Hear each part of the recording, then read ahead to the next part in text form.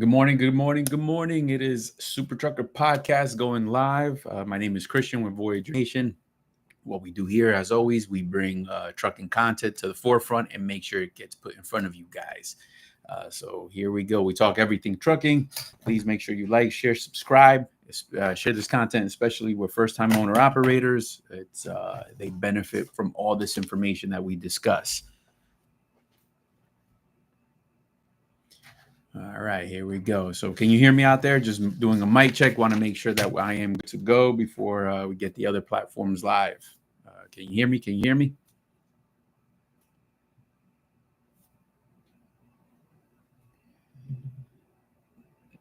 All right. All right. Here we go. Sure. All right, Sam, my one and only customer. How you doing? All right.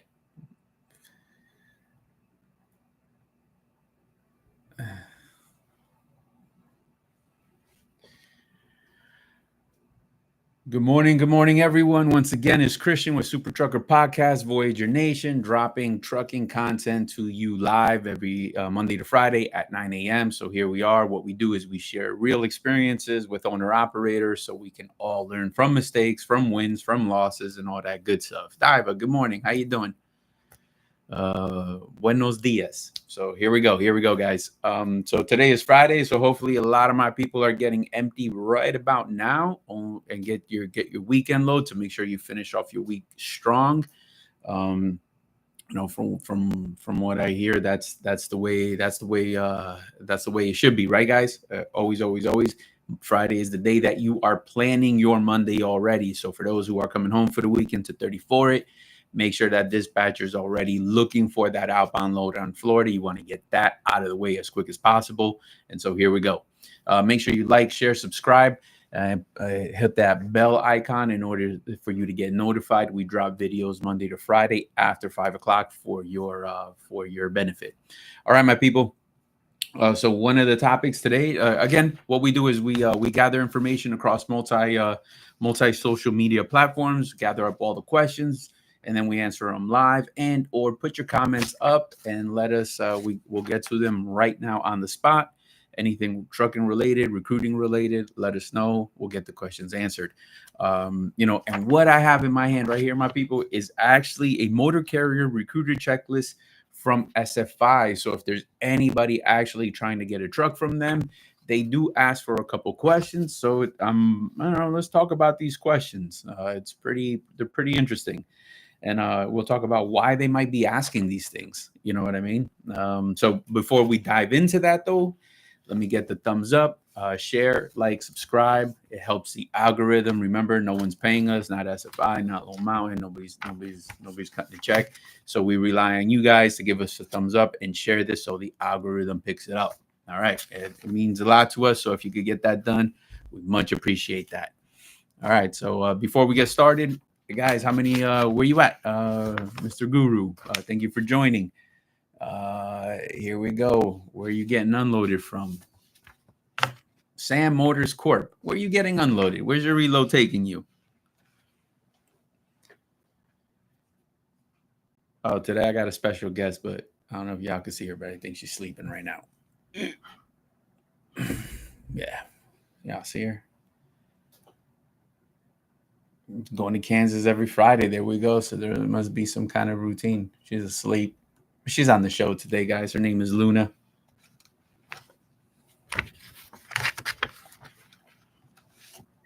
I know. A lot of people. She's pretty healthy. I know that. So let's let her sleep. All right. So let's dive in right here, guys. So like, share, subscribe. Make sure you're doing all that fun stuff for us, and we will jump right on in. All right. Number one question. Again, this is a checklist directly from CFI. We're working with some of our fellow partners that are possibly going to jump into one of these trucks. And so this is just a checklist of what they're going to be doing. Okay. So question number one, orientation, length, and start day of the week. All right. So why would they want to know this? Why would SFI want to know this from the owner operator who's going to lease on their truck? Why is this such a valuable question? Well, what do you guys think? Put it up there, and we're just deciphering this bad boy together. I'm just going to go over why I would think it's important. So the orientation length.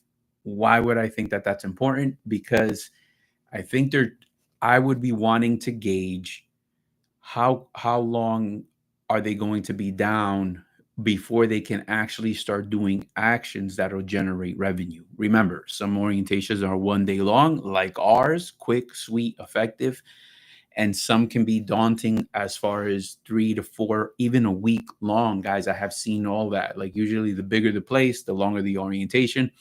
Um, but I think I would assume they're looking at this financially, right? They're looking at how soon before this guy can actually get on the road.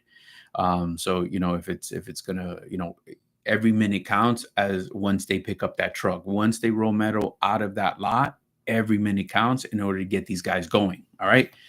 So the second part of that question is start date of the week.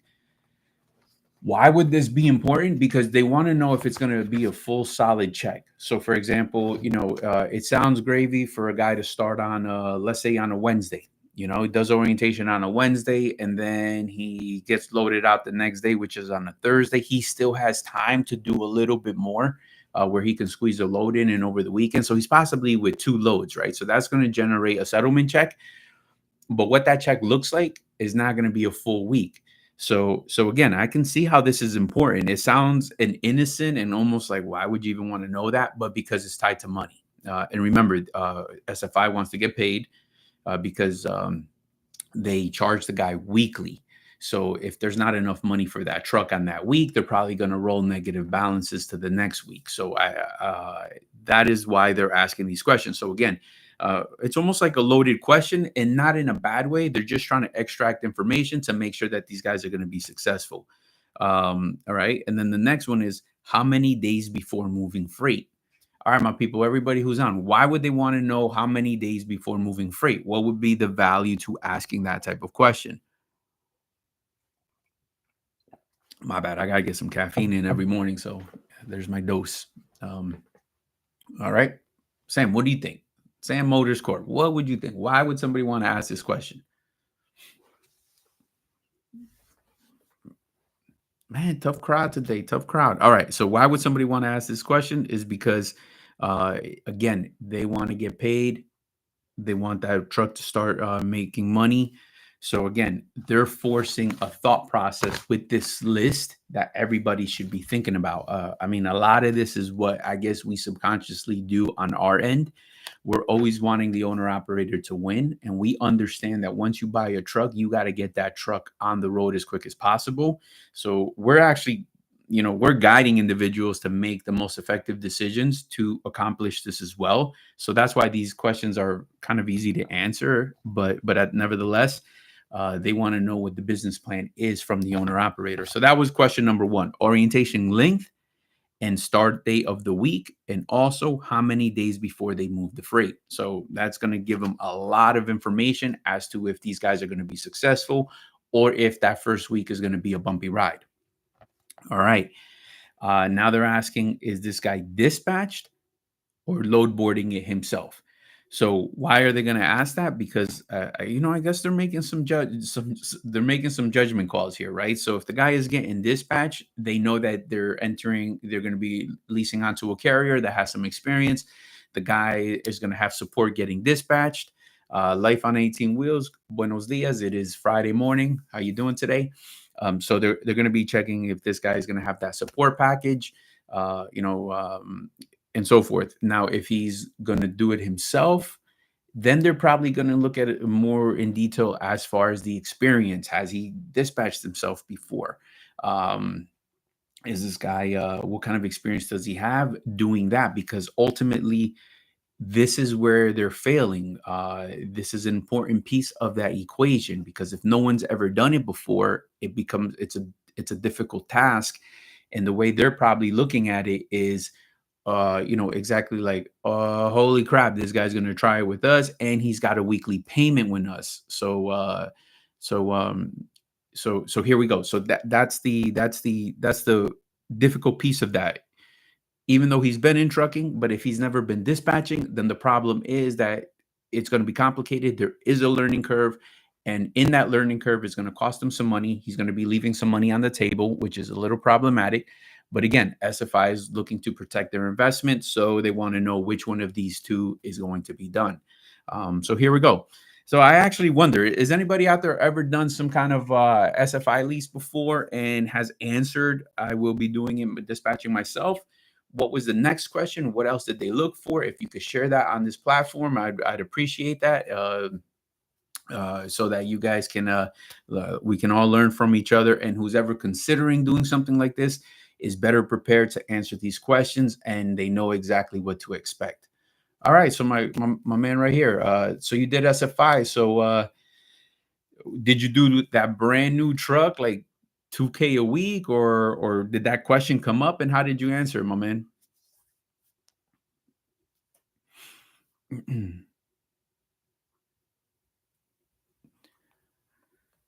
Or I guess as he's typing, perhaps. So that's the. We'll go on to question number three. So question number three is paid weekly or after each load. All right, so that is another wonderful question right there. Oh, okay. So here we go, guys. Wouldn't recommend it. So right here, probably there was, I have said that these guys do, they are a little expensive. You do get a brand new truck. That is a possibility. But here's a gentleman that it just didn't work out for them. Not to beat anybody up, but like, I'm not saying that SFI is bad. I'm sure it has worked for some people, but we do talk about the challenges and why something may not be for other people. So okay. So if what was the biggest, what was your biggest, what was the biggest challenge with them? Just one. We don't need to know all of them. Just what the biggest challenge was. Okay. All right. So paid weekly or by each load. So paid weekly, I would assume the reason I would want to know this is because I'm looking for stability. I'm looking for financial literacy. I would actually prefer that one of my customers would be paid weekly because it's easier to manage. It is not as easy to manage getting paid per load. I know it sounds gravy, and I know the guy did the work, the miles, and it's his money and all that. I do understand that. Um, but the biggest problem with that is that, you know, it can also be very chaotic.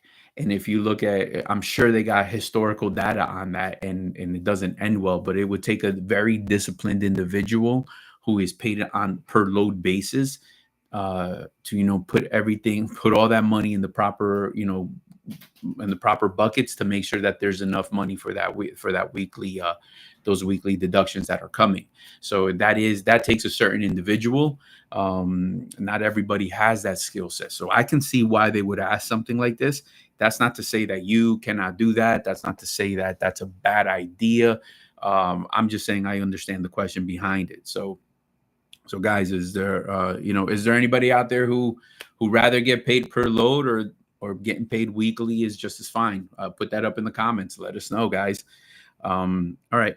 What day of the week is pay settlement deposited? So that is a good question. All right. So why are they asking? Why is FSI asking that? Because they probably want to know exactly when the money's coming in, so they know when to expect it from that owner operator. So for us, it comes in. We do direct deposit to all of our guys on a Tuesday. And again, always we do Tuesday, so that weekend load that was picked up on Friday, Saturday, whatever the case may be, anything from over the weekend delivering on a Monday, will always make that payroll cycle, so you get the cash flow because you did miles, time, fuel, all that good stuff. It's just a nice little program that benefits the owner operator. So that's the way we do it. But again, it's important that they're asking. So here we go. All right. So next question. Trailer fee and charge amount. Okay. So the trailer fee and charge amount, why would they be asking this? I guess they're actually going to want to know their entire cost per week. So I guess SFI is probably trying to calculate how much this guy's going to, cost to do business on a weekly basis. And I'm not saying that if this number ends up being too high, they're necessarily going to deny the guy. I don't know what they do with the information. What's after this? Maybe this guy is just checking boxes and then that's it. Or maybe somebody is actually trying to calculate the success rate of this individual. So trailer fee and charge amount, they can put that there. All right. So our trailer fee is $50 a week. That includes all the maintenance on it. So there would be no additional charge to that. So that's a pretty easy question to answer. ELD fees. All right. So we don't charge for any of that. So ELD is part of the program. So there would be no charge. However, others would charge that. Other fees, Qualcomm, OmniTrax, etc. So they're even asking you, what about, all these other bad boys and any kind of fees associated to it. All right. So then our next question is weekly fee for base plates, permits, or on-time charge or one-time charge. So here we go. Some places charge things weekly if you're jumping on that plate program. Other places would charge you maybe lump sum, or if you got your own. So here we go. And then we got, does the business owner register the truck, or do you handle that on their behalf? Okay, so there is value to these questions as well. And so let me explain, like trailer, ELD, other fees, weekly fee, base plates, permits, on-time charge. Also, the person might actually be so excited about getting this truck, it escaped them to ask these type of questions. So this actually forces your hand as an owner operator. If they're asking you and you don't know the answers to this, it's forcing you to ask the carrier, hey, what are my ELD fees? And if you didn't ask before and they didn't tell you, now you're learning more about the program. So now, oh man, they're actually going to charge me for that shit. Trailer fee. Now you're going to get to know how much is that trailer fee, and you can ask them, am I responsible for the maintenance? So this forces your hand, if you forgot some of these questions, to actually ask valuable questions that would benefit you. Other fees, Qualcomm, OmniTrax, etc. So you're asking and you're forcing them to give you the answers. All right. Base plates. Now you can talk about how much are these plates going to cost. So we keep it simple. $200 a week for 10 weeks, and that's it. Bada bing, it's over with. It's $2,000 for the year. So if somebody got a plate in, what's today, August 15th, they would have a plate till August 15th of next year. You can compare that now to buying your own plate, and if that might be the way you're going to go. So you can explore a couple different options. All right, and then what you have is also one-time fees and permits. And so now the owner operator is forced to get the answers to this, because sometimes guys can get recruited without really knowing the details behind this. And then it's a culture shock when you get the first settlement check. And then all of a sudden you're seeing a long list of freaking deductions that you didn't account for, because the recruiter was busy telling you they only charge you 10%. And he didn't tell you, bam, you got all these charges that you're responsible for anyway. So as an owner operator, my people, there's always a cost to do business. You just got to know what that cost is by asking the right questions. That's why this list is actually not intrusive. I actually think it's a pretty good list. Forces an owner operator to answer some questions that is, he could bang this out in 5 minutes. All right. So guys, make sure you like, share, subscribe. Again, put this content in front of fellow owner operators or owner operators to be. And and once you subscribe, hit that bell icon. We drop videos Monday to Friday after 5 o'clock for your benefit. Bunch of good content on there, and make sure you smash that like button. We appreciate it. It helps the algorithm push this bad boy forward. All right. So so what do we got next? We got insurance provider information. So that's just pretty basic. So anybody's going to want to know that. But what you are going to know is you want to be able to differentiate the types of insurances that are responsible for. So when you're leasing onto someone, remember the cargo and the liability insurance is provided to you by Voyager Nation. So that's easy right there. What you're responsible for is going to be your physical damage and your bobtail insurance. So those two things you are responsible for. So what is the cost of that insurance? You have to ask them. If sometimes these lease people are going to give you a list of either the people they like to work with or the people that they are not willing to work with. And so the reason that may happen is because just because something is economically attractive and it's a nice low rate, the problem with something like that is if those guys don't pay their claims, then SFI or whoever the lease, they don't want anything to do with it, because it's going to be a problem later on. So just to save on the premium and then they got a claim, and then it becomes problematic, and it's like pulling teeth at that point, right? So you want to pay attention to that. So once again, guys, you're going to want to look at that physical damage, and you're going to want to look at that bobtail. So what we do here at Voyager Nation is we offer guys just the resources to get quotes. Get a couple options on the table, see their differences. Some may have down payments, some don't have down payments. And that would fluctuate in the premiums and so forth. And also some don't offer bobtail, so you might have to switch up a little bit on that and have two different insurance companies with those two things in separate buckets. I don't typically recommend that. I rather see an individual have everything under one house. But again, that piece is up to you. But now insurance on that bad boy, physical damage, the way they're generally going to calculate that, guys, not going to get too deep into it, but you're going to take, they're going to give you the price of it. So let's say it's a brand new truck. I just use $100,000. So if that bad boy is $100,000, and that's what they want the phys dam to be, the limit, then what you're going to do, they're probably going to multiply that by 6%, 7%, depending on what the rate's going to be. And then that'll give you the number, divide that bad boy by 12, and that'll give you a general place of what that's going to cost you. So remember, just take the figure of what that truck is worth, and they'll give you all that. Usually these leasing people are going to give you the list with all the requirements on there, the lien holder, blah, blah, blah, everything that needs to be there. But for my other people who have their own trucks already, make sure, that physical damage, you don't overvalue it, because you're going to lose in the long run. You're going to be paying for the premium of an overvalued truck. But when it comes time to pay the claim, or pay that PD out, they're only going to give you what it's really worth. All right. So be careful with that. That's just kind of a sidebar. What is the next question? Before we dive in, guys, please like, share, subscribe, smash that like button, get this information in front of other owner operators. If you like this type of content, we drop good info every day, Monday to Friday, rather, after 5 o'clock. So check out those videos. All right. Where is the best paying freight? All right, that's an interesting question. So remember, this question here is not for the carrier. These questions are for the owner operator. So I guess they're also very exploratory, because, like, if you're asking a guy who's about to buy this truck from you, right, or take this truck from you, and he has no idea where the best paying freight is, or doesn't have an answer to that, then that could be problematic, because you're about to make an investment on somebody that doesn't really know the know-how. All right.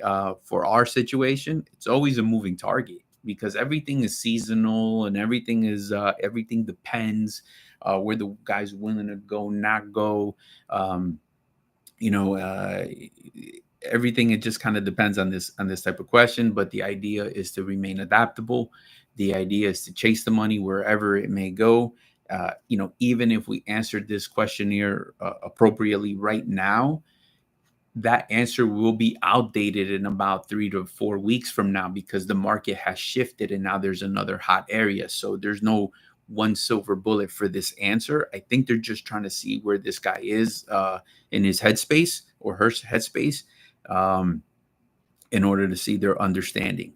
And then, all right, then we got the average gross revenue.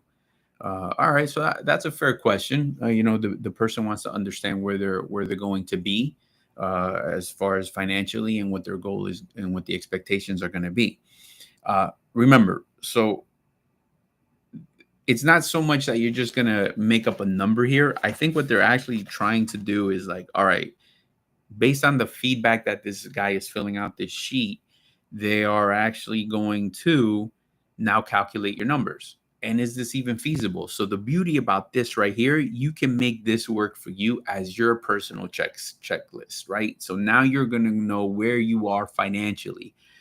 Take all these numbers that you're writing down on this bad boy, and then run your math, put it in an Excel sheet, so it's up on the computer screen, it's up on paper, and then you just kind of see, like, man, is this even worth it? Is this thing too expensive? Can I survive? Or is this all right? Now it's going to work. So this isn't a bad thing, people. This isn't just about passing the test. You want to be truthful on this. Pardon me. because your business depends on it, and numbers are numbers and facts are facts. So I actually think that this is pretty cool.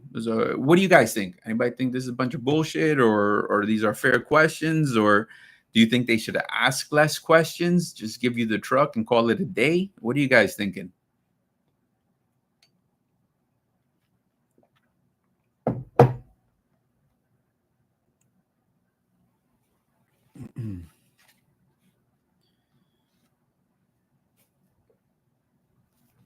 All right. Okay. All right. So check this out. What I would need from SFI, you're gonna need the truck title. Yep, because you gotta get some plates. So man, this one is pretty interesting, right? I had to actually call on this one because I didn't know exactly what it meant. All right. Release of revenue to be able to pay client. I'll repeat that. So they actually said release of revenue to be able to pay client. And I was like, what the hell does that mean? And let me tell you why I was a little confused, because that can fall in two types of buckets. So the number one is sometimes these lease to purchases want the truck payment being paid by the carrier. So for example, they want to say, you know, it, they want the carrier to send the money directly to them. They want, let's say, Voyager to deduct it from their settlement check and then send them the money. So we don't participate in that. There's a couple things. One, the relationship is between SFI and the owner operator. That's number one. And then everything along with that should be there. I want to be dealing with one person, which is the owner operator, and then that's it. That owner operator should have the discipline and everything necessary to run his business the way that they see fit. Second, that would just add a level of clerical back office work for Voyager that is just not necessary and we don't need to take on.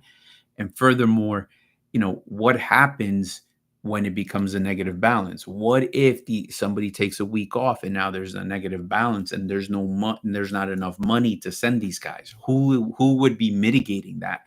That's not my journey to ask for money and make sure that they're getting paid. So here we go. Landstar doesn't allow that either. They leave it up to the owner operator. So here we go, because that's the best way to do business. Like sometimes, I understand business. I just, I don't believe in meddling in your financials in that way. I just believe in, okay, this is the work you did. Here's 75%, just like we agreed upon per our contract.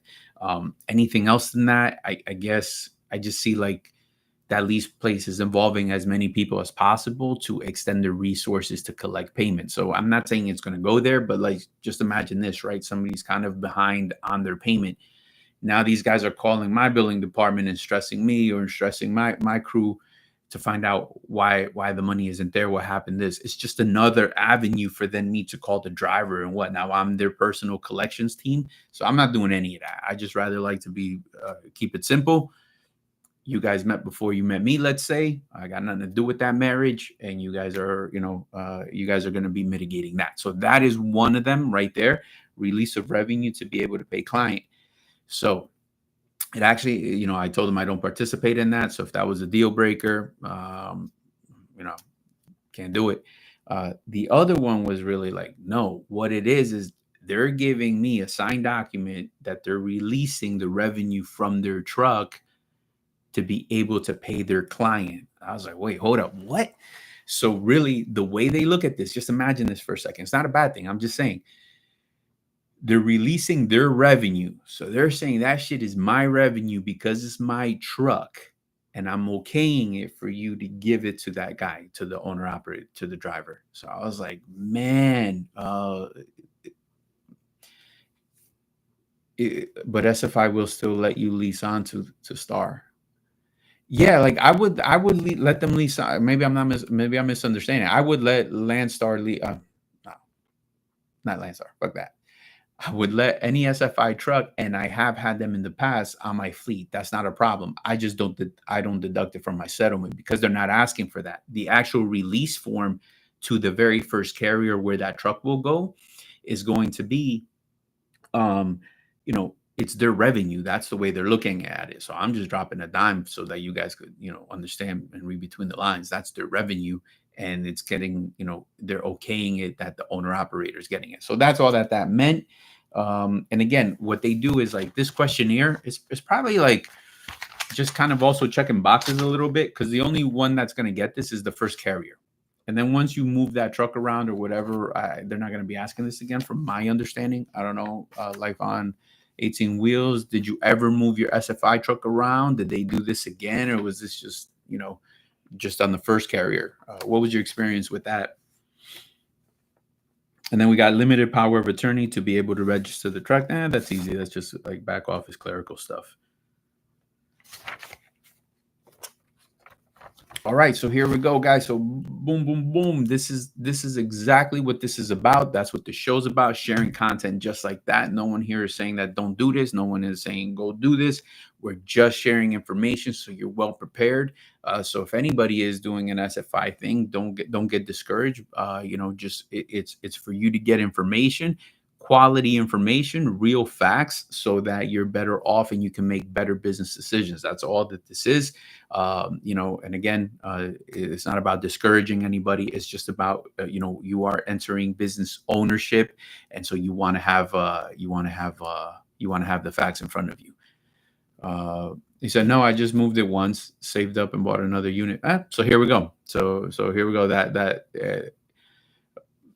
That's a good plan. Like if something wasn't working for you, and again, it served you for its time being, right? So you kind of got started, learned a few things. All right, hey, got to put this, there's probably a better way. I'm sure you found it. That's good stuff. Thank you for sharing, man. That's what we appreciate here, right? This is about the first time owner operators learning and us sharing these kind of things. So maybe somebody else might say, you know what, I'm probably just better off saving my money a little bit more, and then I'm gonna just jump into my own truck. So it delays your process a little bit. It doesn't mean you gave up. It just means that your goals, are just are shifted a little bit. You got to be able to have moving targets in this journey in order for you to be successful. So we appreciate you sharing. Again, guys, like, share, subscribe, put this content in front of fellow owner operators to be. And if you are not subscribed, make sure you subscribe and smash that bell icon so that you get alerts of all our gems that we drop. All right, so we definitely appreciate that. All right, guys, it's Friday once again. It's kind of like open mic. Anybody got some questions? Anybody got stories to share? What's up? Let's get them out. Let's get the comments out there, and let's learn from each other so we can improve our skill set at this game called trucking. All right.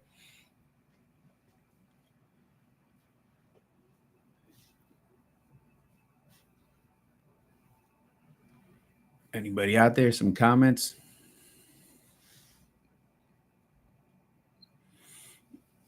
Man, I just sharing. I'll share one thing that happened to me too. Man, love stop by and actually wanted to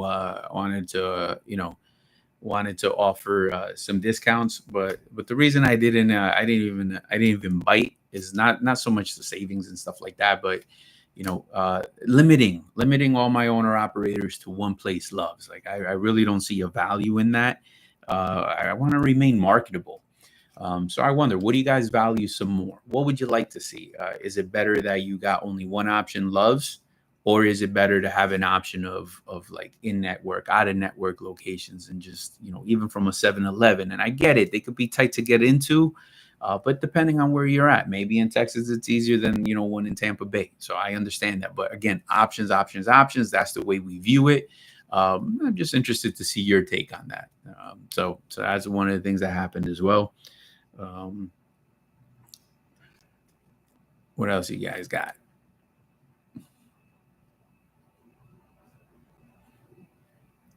It looks like my co-host is waking up. So for those who have not met my co-host, that's Luna. She's asleep though.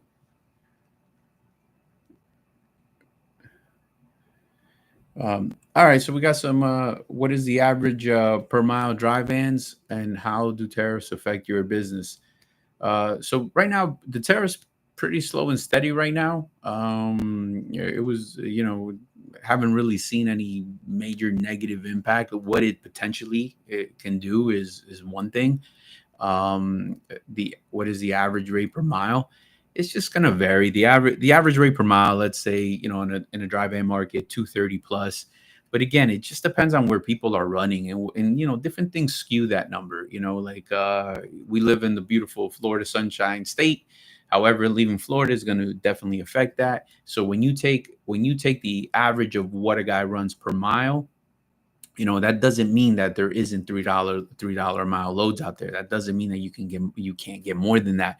It just means that that load out of Florida, kind of fuck that average up a little bit. So it just depends on where you live. But again, it's not always the level of success isn't just on that average rate per mile. So even here, guys, like there's something to be said about that. On this SFI form, nobody's asking about that rate per mile, because that's not enough information to know if the guy is going to be successful or not. Wouldn't that be on there? But it's not.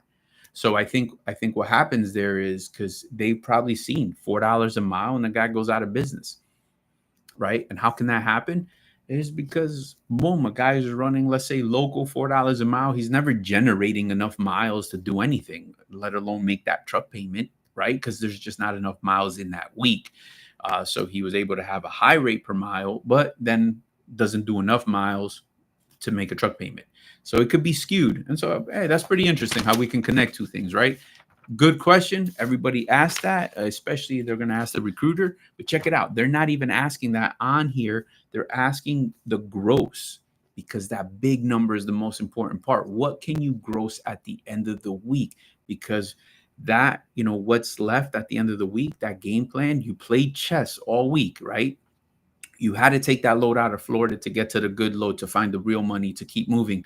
So then that entire power move for the week, let's say a guy grossed at, $7,500 and he takes home $4,000. Now you're solving problems with $4,000. So who gives a shit if that was a rate per mile of, 235 or 237? Like, that what he takes home is king, and you can solve problems. All right, what got next here? What do you think about new rule for mandatory English for truck drivers? Is it a problem? Our guys are good on that. Didn't really affect us, so I'm not going to say anything on that. We're all in compliance, so that's cool.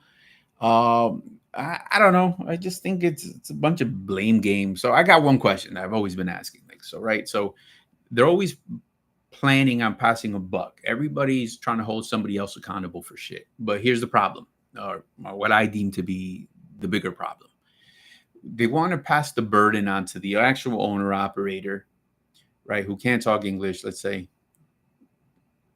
but he's only there because of the resources allotted by state and federal levels. So, for example, when he got the CDL, right? Before I say that, but they want to hold the carrier accountable, find the carrier and find the individual who only took advantage of the olive branch that they were giving to this guy. So check this out, right?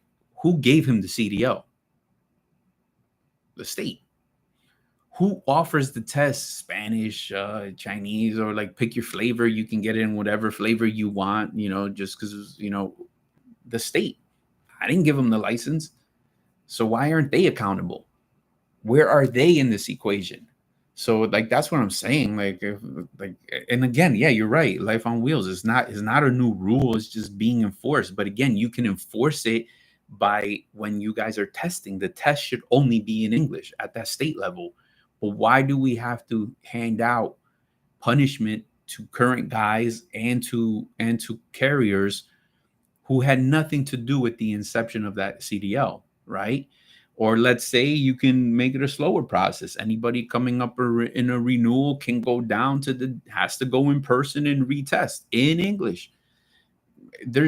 And you wouldn't be causing all this damage. That's what I'm saying, because we're only here because of the policies and because of them handing out the licenses in the first place. I didn't give them the license. Voyager didn't give them the license. So, but yet the fine is ours, right? Because if the guy doesn't speak English, they're going to tow the freight. my man's gonna get it. My man has losses. The owner operator is gonna have major losses. His livelihood is stripped from him. They're gonna take the freight if we don't respond within 72 hours or get it repowered. Now they're calling the carrier. Like all of this shit that has to happen, right? So I'm just saying, like, why does this damage? The process is the damage to carrier and owner operator. But again, the owner operator was given the opportunity to take it in whatever language he wanted at the state level. He met those needs. He satisfied. He checked the boxes that you guys put into place, and now he's getting punished for for that loophole or that resource that you gave this guy. He just took advantage of it. But we're not gonna, I just kind of think it's kind of shitty. We don't pay attention to that. We just, we polarize it to this side of it, and we're like, man, this is so unsafe. Well, how the fuck did he get a license? Like, who gave it to him? Like, let's start with that, right? So it's how did we get here? And I understand we're here, but again, I get passionate about it. So let me get off my soapbox. I'm just saying, they should get a fine too. How about that? Like, it shouldn't just be me or you, the owner operator. Like, why are they offering it like that? Did we even stop? Are we still doing it? Who's checking that? So here we go. That's my take on that. And again, yeah, you're right. This thing has been in place for a very long time. It's just enforcing it. Why? It's the flavor of the month. And what's your thoughts? Like in about 6-7 months, that kind of dies down again, and then we're back at it and so forth, and all this mumbo jumbo is going to happen. So here we go. That's kind of my take on that. So I do get passionate. My bad on that, but here we go. All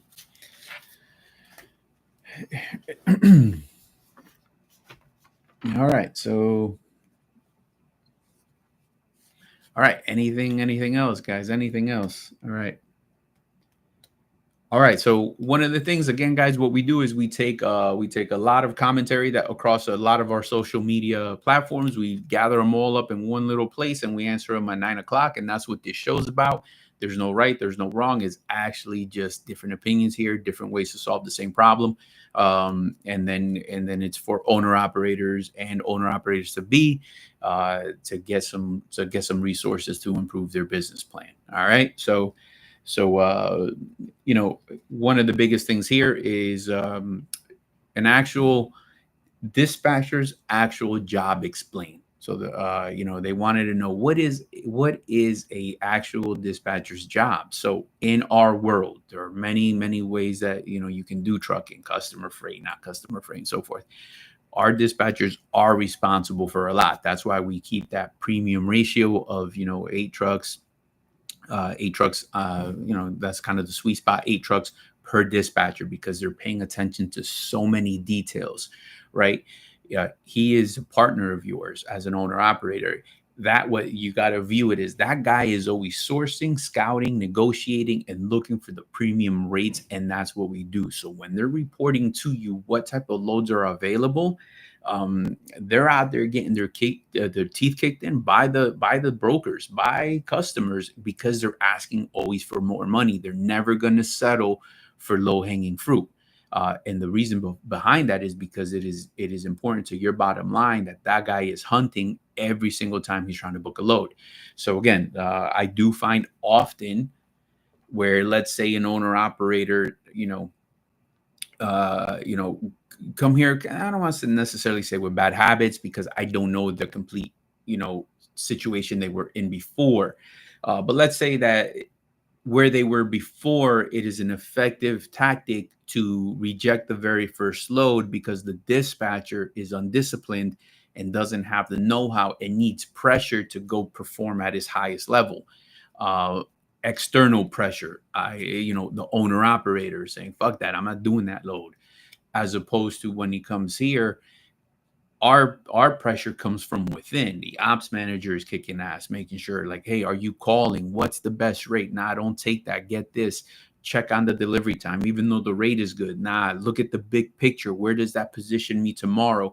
So when we're looking at all of that, and now our dispatcher calls for the very first load offer to an owner operator, and the sentiment is, nah, give me another one.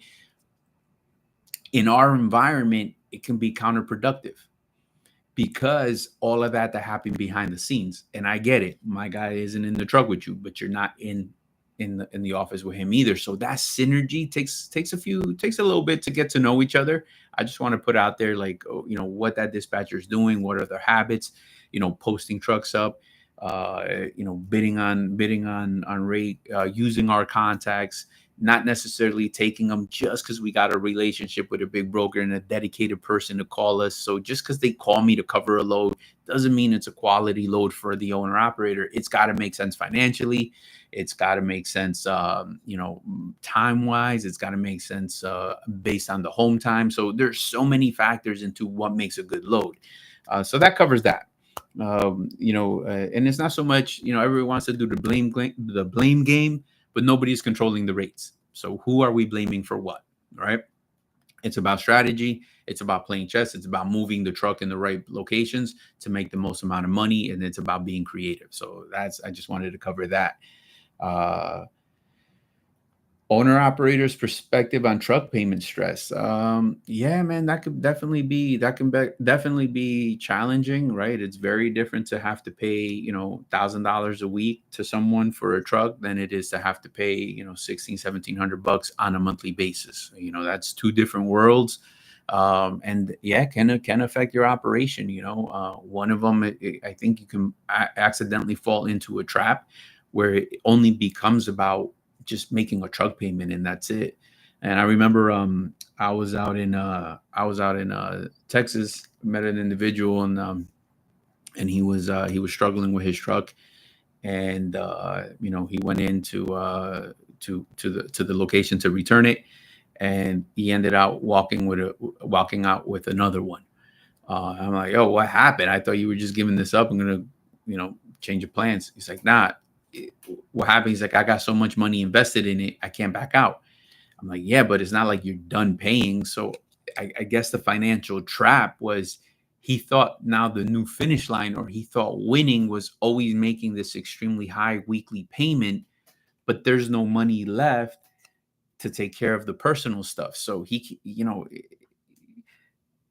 probably would have seen it as a major L to, like, give this truck back. But I think as a business owner, okay, you got yourself in it. Fuck that. You're there. So what can you do from there is, just kind of realign things and just say, all right, like, let me check this out. Like, if I continue, my losses will be increasing. If I stop now, I'm almost managing the amount of loss I have. And that's a good business decision. Like, that's the way you should be looking at it. Not so much to just keep this alive that, just make the payment at whatever cost. And yes, they're collecting their payment, but there's not enough to do anything. There's not enough to have for vehicle maintenance. What if there's a blowout? There's no money for that. So now you're scrambling to borrow money from this to do that. You don't want to be in that position. If you are in that position, you have to revisit what you're doing, because you have to get out of that craziness. So again, that's why shows like this exist, guys. We have available opportunities for owner operators, for those looking to level up with quality partners like ourselves. 863-342-5171. And also, guys, like, share, subscribe, do all that good stuff. Smash that like button and the bell icon. We got content like this dropping Monday to Friday after 5 o'clock. And also every Monday to Friday, 9 a.m., we drop this live, and we do it for you guys. And again, it's about putting good information out there and making sure you guys are winning. All right. Any other questions, comments, guys? Make sure you're sharing. If we don't get to them right now, we definitely will line them up for the next live and get them answered. All right. The cost of poor communication, man, that could be extremely, extremely high. And what I mean by that is not just the communication is everything in this business. Remember, for us, owner operators are our customer, and not just that, they're truly partners. So we're in it together. So even we're fighting so many things on a daily basis, man. We're fighting compliance and regulations. We're fighting with brokers and receivers. They had credit in the AM, they don't have credit in the PM. Who's going to pay that? Underpayments, claims, shortages, overages, damages. Like, everything that comes with that can get resolved with communication, and it sounds, some people say it may sound cheesy, but again, the only line of defense we have is, like we said before, I'm not in that truck with you. I'm not at the receiver. I'm not at the shipper. But any kind of issues that are happening, we want to be in the forefront because we want to tackle it before it even gets worse. Right. All right, I got a question here, bro. Do you have any idea about what's going on with the medical cards and it's not updated? Yes, I do. All right, so Tom, check this out. So basically, I'm gonna just break this down. The new rule is they find it efficient that what they want to eliminate is that you take your medical card and take it to DMV, or you update it online and self-certify. They're trying to go away from that. So they're forcing the states to be compliant where the DMV or the tax collector, or depending on where you live, it's what it's called. I call it DMV. So the DMV has to actually get the information from DOT, and DOT is getting it from the location that did your medical cert, but it's still broken. So they want to even eliminate where once you get your medical card, they don't even want to give you the long form anymore because it shouldn't matter. What their job is to send it up to DOT directly within 24 hours. But again, the reason this is broken is because we're in the people business, and a lot of these medical places aren't sending it to DOT, and then they're not talking right. So what the best is, I would make sure that you're asking for your long form. Just be polite about it, because depends on who's on the other side of that counter. What I would say is, can I please have a copy of my long form? So now when you have that long form, I would double check. So my man, if you're in Florida, then I would go on the self-certify, because as of right now, it's still an option. It's up there, and check the status. So if you're pending a suspension, okay, Jacksonville, Florida, perfect. So go to the self-certify online. You know what? I even dropped this, man. Give us a call after the show, 863-342-5171, and we can walk you through that. But for everybody else, you can go, Florida does a free self-license check. Check it out. It may say pending suspension due to medical card. So that's number one.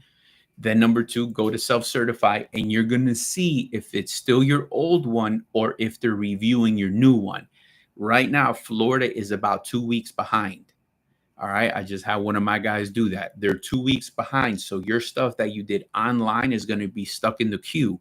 What my guy did was he took his ass over to DMV in person and updated it on the spot, because he goes OTR.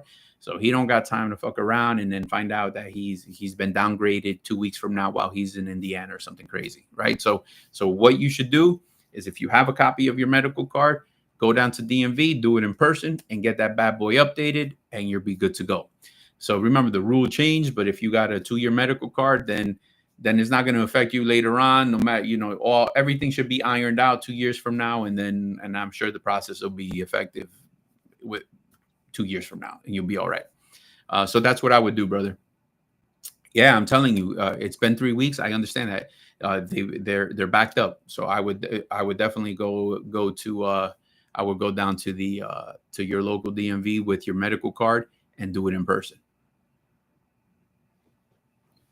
And also make sure you have it on you, because if you get pulled and you get popped, you want to make sure you have that medical card. I understand it's no longer required to have it, but since it's on a delay, when they pull your MVR on a roadside, they're only going to see the old medical card. So they're not going to see that new one. So make sure, like, you're running around, or as you're working, you have a copy of it. And before you head out, that you go down to DMV and get that updated. So that's what I would do if I were you, because the process will be the punishment if you get downgraded. All right. Glad to help, guys. And boom, man, that made the whole show worth it right there, my people. That's what this is about, putting good info in front of good people. Nobody wants to see anybody get hurt. And that's how we take care of our own here as well. So if you're looking for a true partner, 863-342-5171. We are here to help. Except